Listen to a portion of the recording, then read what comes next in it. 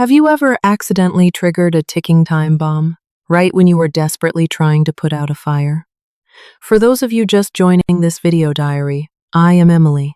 Blinded by love, I left my vibrant, independent life in America to fly halfway across the world and become a daughter-in-law in a strict traditional village in Vietnam.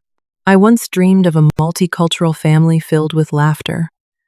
Instead, my reality is a suffocating daily struggle, facing a mother-in-law who deeply despises my Western roots. The breaking point was last night, when my heart shattered over my husband's cowardly silence as his mother insulted my parents. I stayed awake all night, exhausted and drowning in the feeling of betrayal. And yet, the foolish love inside me refused to die. The next morning, after Min left for work, I wiped my tears and decided to swallow my pride. I told myself I couldn't surrender yet. I would go out and buy a small gift, a peaceful olive branch, to apologize to my mother-in-law and ease this toxic atmosphere. Stepping out of the cold iron gates, I walked to the bustling local flower market. My mind was completely blank, overwhelmed by the chaotic sounds and hundreds of vibrant, exotic tropical flowers I didn't even know the names of. Amidst that chaos, my eyes were suddenly drawn to a tiny stall displaying pure, snow-white chrysanthemums. In Western culture, where I was born and raised, white is always the ultimate symbol of purity, of selfless sincerity, and of bright new beginnings. I naively believed that the fragile, elegant beauty of these flowers was the perfect language to express my heartfelt apology. I happily paid, carefully selecting a massive, beautifully wrapped bouquet of white chrysanthemums. On the walk back, I cradled the bouquet against my chest. I held onto it like the absolute last life preserver for my sinking marriage, completely unaware that what I was bringing home wasn't peace, but a bomb with the most devastating, destructive power. I pushed the living room door open with the brightest, most hopeful smile I had ever worn since becoming a bride in this foreign land.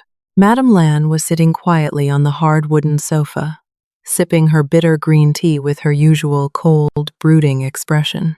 With all the sincerity and humility of a wife desperately trying to protect her home, I slowly approached her.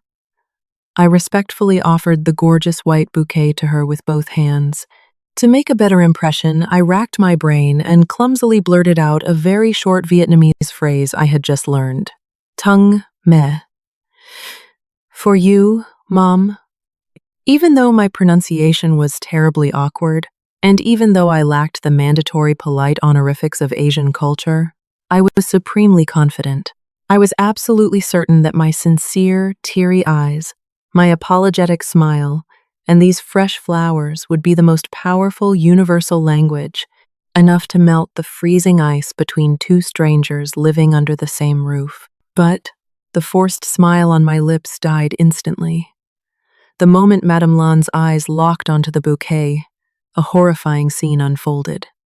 In complete contrast to the surprised look or forgiving smile I had imagined, her face suddenly changed colors, turning as ashen as a lifeless corpse. The blood drained from her face.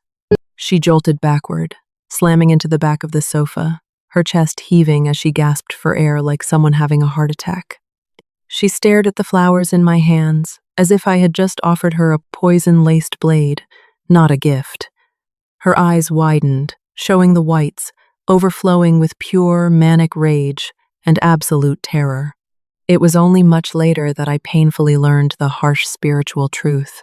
In Vietnam, white chrysanthemums are the color of mourning and death. They are flowers used exclusively for funerals.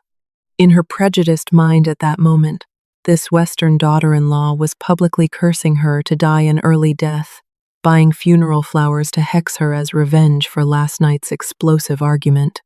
Right as the air in the room froze from shock, the click of the front door unlocking echoed. Min had accidentally stopped by the house during his lunch break to grab some forgotten documents. Stepping over the threshold, seeing the deadly white chrysanthemums sitting right in my hands, and the panicked, breathless face of his mother, he dropped his briefcase and rushed over like an arrow.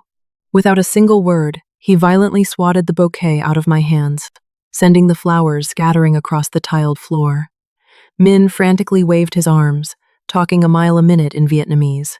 He desperately tried to explain that I was a foreigner, completely clueless about the cursed, spiritual meaning of these flowers.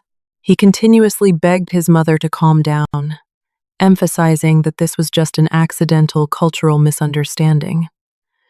But Madame Lan was already completely consumed by her rage. She shrieked, swatting away all of her son's excuses. She fiercely roared, "Don't defend her. These Westerners are cunning." She looked it up on the internet. She purposely bought funeral flowers to provoke me, to curse me to die so I'm out of her sight. Every logical explanation became meaningless in the face of prejudice. Without giving me even half a second to justify myself in any language, Madame Lan lunged forward like a rabid animal.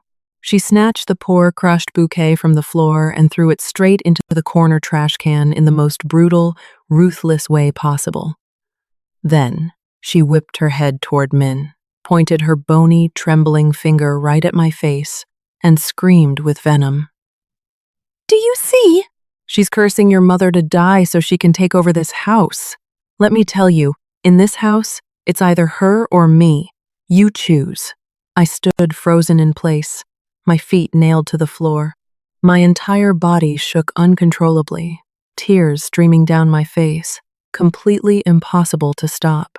Just one innocent good intention, one foolish but fatal cultural mistake had officially pushed this relationship straight down into a pitch-black abyss. Tell me, if your ultimate kindness and sincerity were crushed and twisted into a deadly curse, would you fall to your knees and keep explaining, or would you pack your bags and leave forever?